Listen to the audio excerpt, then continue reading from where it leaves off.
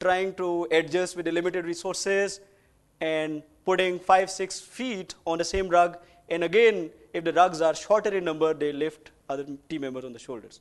And they are walking because the goal and the purpose has to be achieved. So when this level of revitalization occurs, teams develop a great sense of spirit and a great sense of togetherness. And before we close this session, I would like you to show me the person who is the tallest in your team. The tallest person on the team is going to get this possibilities tissue box. You have to demonstrate that this is the tallest person. Please stand up. Stand up. You have to give me one person in your team who is the tallest. Baki log baith jaye, just one tallest person. Wow, there you go. So friends, right now, Zishal Lakhpati is the tallest in this team. Can you compete with him? Can you show me the person who is even taller than him in your team? Can you? I can stand on this. Why not? Who stops you? I think so far, you are the tallest. Give him a big hand, yaar. Can teams show me? Can anybody beat them? Can anybody beat them? No. You have to show me the. There you go! Wow, that's the energy. So can anybody compete with him? Sir, you have to be there. You just not want one-off victory. You want to sustain your success. Anybody would like to compete with him? And please, safety first. Safety is very important. That's incredible. That's incredible. And this revitalization is unbelievable. Give yourself a big hand. Thank you so much. And this is one of the exercises where we didn't have any tables and chairs. And the team members, they lifted their person so high in the air. And this revitalization, again, you might recognize Ali Ahmad Khan, the chief executive of Reckitt Benckiser, was right there. So in the end, when we take the commitments from the team, it is not just halla gulla, it is not just fun, just another fun day. It is something where we have combined pre-workshop analysis and learnings and lessons into the program. And finally, we leave teams a very, very high note. So this is a typical possibilities experience. But you guys have been fabulous. Please give yourself a very big hand. Thank you. And that ends my presentation, ladies and gentlemen. Thank you.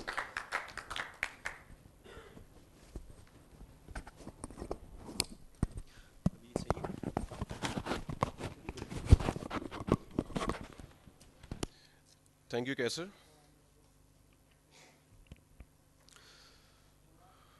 Dear friends, our today's second speaker is Ms. Sarah Davis.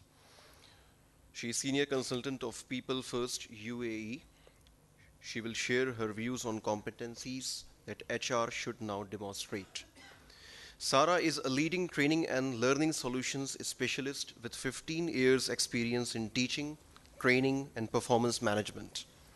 Her role with People First involves working closely with clients to design, develop, and implement training solutions to meet the specific needs of clients' businesses.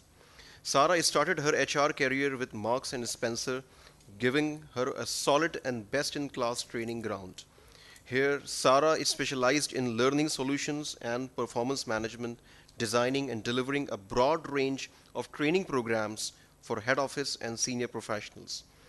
After 7 years at Marks & Spencer, Sarah's passion and dedication for training took her to BPP Business School, London, where she tutored HR professionals across many courses, all accredited by the Chartered Institute of Personal Development, CIPD, facilitating workshops, writing course materials, and leading student assessments. Sarah holds an MBA from Henley Management College and an MA in Personal Development and is a CIPD chartered member. Ms. Sarah Davis.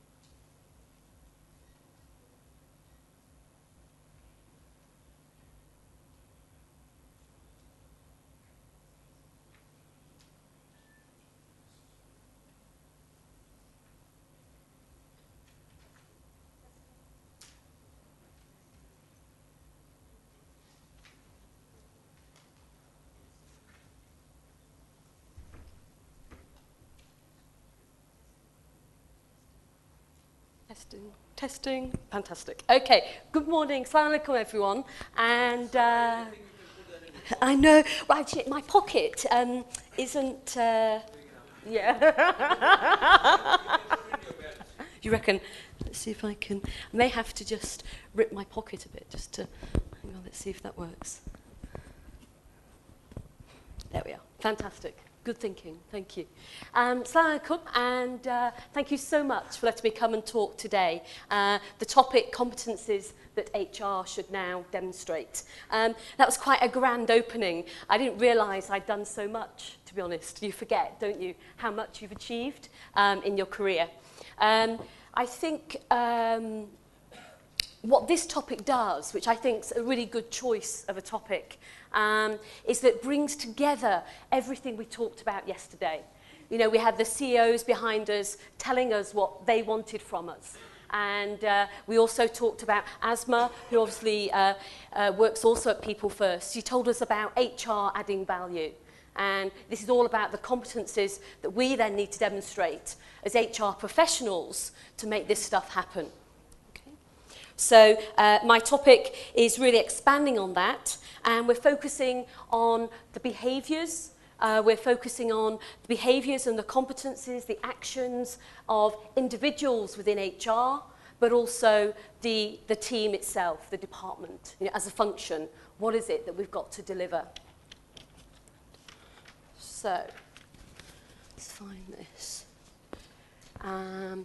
You're going to help me along the way. And first of all, I want to just think about the context, the situation, the operating environment that we're all working in. You know, and that's very complex, so we mustn't forget that. The next thing I'm going to do is I'm going to touch on a couple of the experts. I don't claim to be an Ulrich or a CIPD sort of guru, but I think it's really good that we sort of think about what they're telling us and what we can learn from that.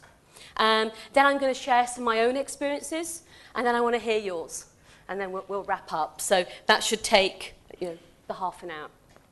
So let's look at this, this complex situation that we're all working in, and we're trying to demonstrate these behaviours and actions as HR professionals.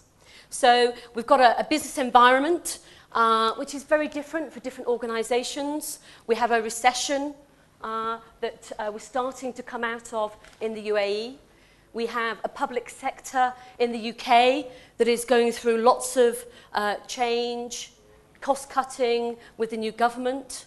You have an interesting situation here in Pakistan with the political influences around how you're operating in HR. We have different markets, different maturities of market. Think about China, Brazil, India. Think about the size of the organisation that you're working in. You know, that all impacts on what we can do and what we need to demonstrate as HR professionals. And we have this transactional change, this change from the transactional HR, the tea and tissues, as sometimes I call it, to this transformational, strategic thinking, forward-thinking type of HR that some of us are going through. And some of us are making better headway. Some organisations, some of our clients that we come across are making more headway with that than others. There's also our changing role. There's the perception of us from our line managers, from the board. We talked yesterday how, you know, the board actually aren't even thinking HR. So that's something we need to consider. We've got the business partner model that seems to be so popular at the moment. I'm not sure how far that's going in Pakistan, but certainly in Dubai we're seeing a lot more of that. And we also have the outsourcing we talked about yesterday. So, you know, what is HR outsourcing? Do we need to pay the wages? Do we need to recruit everybody? You know, what bits can we do? What bits do we make a difference? What bits fit with the strategy of our organisation? And what bits can other people do better than we can do? We have devolvement to the line. Gosh, as I'm going through the list, I'm thinking, wow, we've got so much to think about. You know, are our skills, thinking there about the skills of our line managers? You know, they're managing our people. How much are we supporting them with that? And technology. Bada's speech yesterday, his presentation, reminded us, you know, this technology is going so quickly, and HR plays a part in that. And certainly the sophistication of the employees. So in the UK, I think about the graduates that come through, and their expectations of their HR team are a lot bigger and brighter than they were when I first started in HR nearly 20 years ago. So, in thinking about this, do you think any of these factors, do you think any of them are more important that drive these behaviours for HR? Is there a number one here for anybody? Yeah? Which yes, sir. What's your number one there? Obviously, the maturity of the market. Yes. Yes. So we've got maturity of the market and the dynamics and what's happening in the business sector. Absolutely. I think for me that's probably my number one as well. Don't forget there are no right and wrong answers here. Your organisation may be at a different stage. Anybody else got a number one here? What's the biggest impact in terms of the behaviours? Changing role of HR. Yes, interesting. Because you can then encompass everything there. Yeah. And adapt accordingly. Yeah, so the changing role, it's a good one. Yeah, as a business partner. Yeah. Yeah. It's interesting, isn't it, with a business partner model, because certainly it's quite difficult to educate the organisation. It's fantastic, isn't it, because it's a great model because it's sort of this one where we're so close to the customer. You know, isn't it? It's like getting close to the customer, which we, you know, I'm a retail background. You know, I love shops, I love retail. It's about money in the till. And by being a business partner model, you know, you can get closer and really understand what's happening. But actually, it does, in my experience, take time to actually educate. How should it happen? What should the line be doing versus what should HR be doing? What systems are in place? How can we get consistency across the organisation? So we very quickly say, yeah, business partner model, fantastic. But it makes it seem a lot easier than I think in reality it is. Good. So we've got our backdrop. We know the context in what we're working.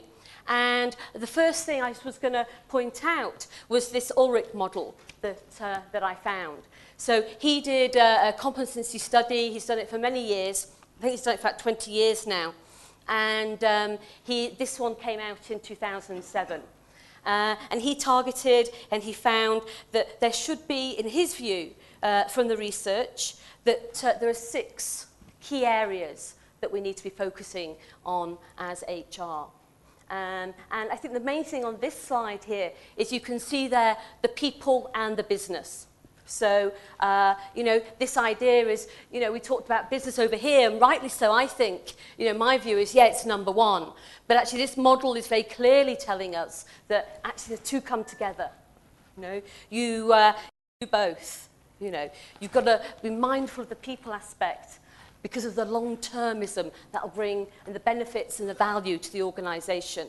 But you also have to be mindful of the business, you know, and make sure you're there meeting the business needs.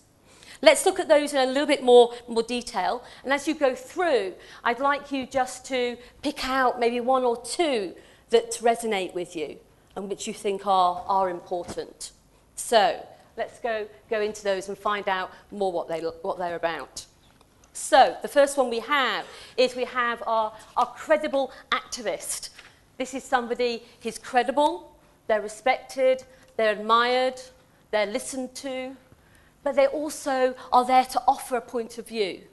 They're there to advise, they're there to challenge. Actually, I forgot one key word here. I was trying to fit this on the slide, and that is, you know, challenge. That's what we need to be doing in our organisations. There's some people call this HR with an attitude, which I quite like.